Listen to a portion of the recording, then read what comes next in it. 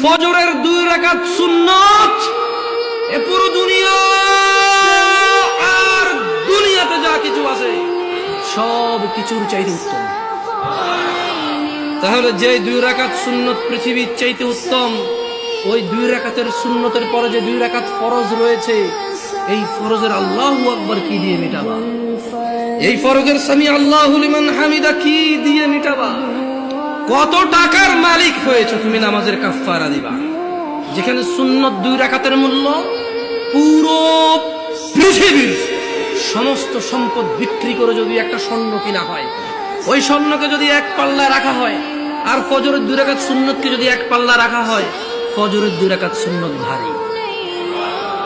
ওই সুন্নত এত ভারী হলে ওই ফজরের নামাজের ফরজ যেটা তুমি ঘুমের মধ্যে কাটিয়ে দাও, ওই 2 রাকাত ফরজের আল্লাহু আকবার সামি আল্লাহু লিমান হামিদা আত-তাহিয়াতু সুবহান রাব্বিয়াল আযীম সুবহান রাব্বিয়াল আলা কি দিয়ে কিনবা? তুমি কি কয় টাকার মালিক হয়েছে যে 2 রাকাত সুন্নতই পুরো পৃথিবীর চাইতে উত্তম?